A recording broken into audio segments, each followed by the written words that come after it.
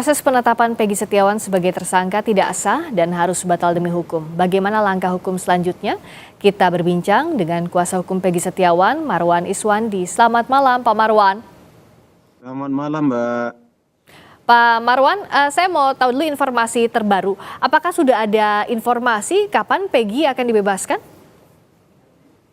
Tadi gini, Mbak, saya kan habis sholat zuhur tadi kan saya langsung ke Jakarta karena saya mengisi beberapa narasumber TV di Jakarta.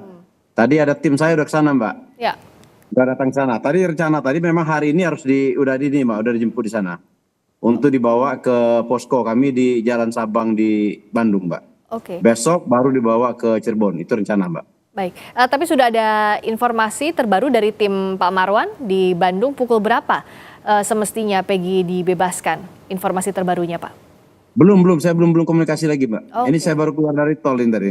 Oke, nah, tapi tahapannya kalau secara formal bagaimana dari sudah dikabulkan permohonan pra peradilan sampai dimintakan bahwa seluruh tahapan penyidikan tidak sah, artinya Peggy harus segera dibebaskan. Tahapan secara formalnya berikutnya seperti apa koordinasi yang Anda lakukan, Bapak? Ke Polda gitu maksudnya, Mbak? Ya betul. Ya, kami ke Polda ya. Kami minta agar Peggy Setiawan itu segera dikeluarkan. Tidak ada alasan yang masih tetap menahan daripada Peggy Setiawan itu, Mbak. Oke, termasuk secara administrasi artinya harusnya sudah selesai sekarang, Pak Marwan. Ya, harus selesai. Tadi kan putusan pengadilan sudah dibawa juga sama tim saya ke sana, Mbak. Oke, sudah dibawa ya putusan pengadilannya ke Polda. Baik. Nah, betul, Mbak. Karena tadi pagi akhirnya Pengadilan Negeri Bandung lewat Hakim Tunggal Eman Sulaiman mengabulkan permohonan pra peradilan yang diajukan tim kuasa hukum Peggy. Langkah hukum berikutnya apa yang disiapkan, Pak Marwan? Kami untuk pertama ini, Mbak, kami biar si Peggy istirahat dulu. Setelah itu nanti ya kami akan melakukan ini, Mbak, beberapa upaya termasuk untuk pemulihan nama Peggy. Dan kami minta ganti rugi, Mbak, secara imaterial dan imaterial terhadap Peggy Setiawan ini, Mbak.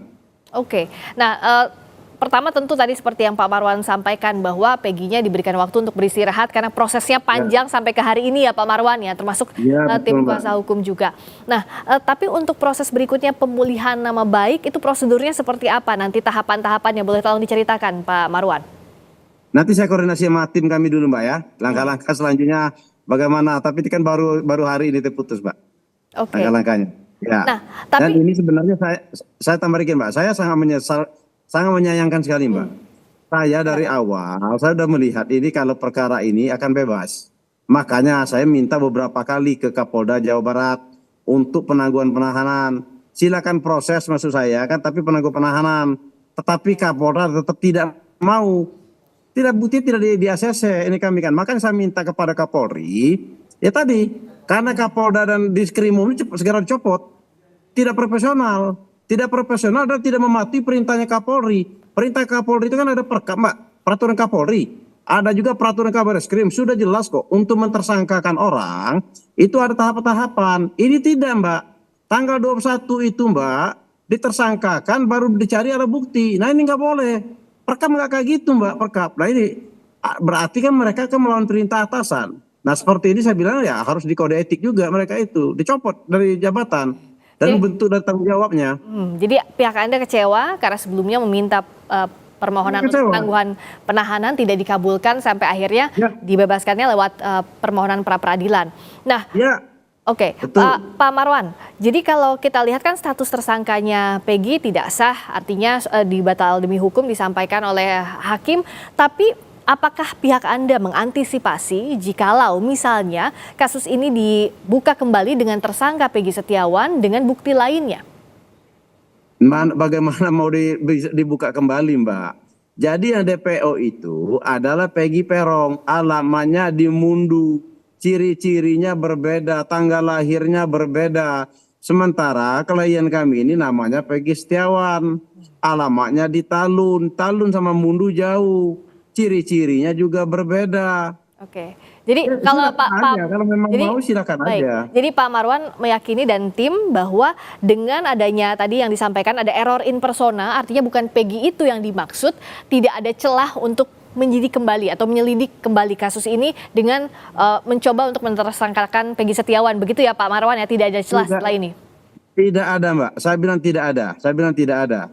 Sekarang mari kita bersama-sama bagaimana kita mencari ketiga orang DPO tersebut. Jangan sampai, Mbak, berulang kali saya sampaikan di media, jangan sampai antara pihak kami kayak gontok-gontokan ke Polda, kan kayak gontok-gontokan kami kan. Ya. Akhirnya yang pembunuh sebenarnya itu melihat, menonton dia. Nah kan ini lebih menyakitkan itu, Mbak. Gitu loh, Mbak. Oke. Sekarang kami siap. Saya dapat informasi, kalau dapat informasi saya siap memberikan ke Polda, Mbak.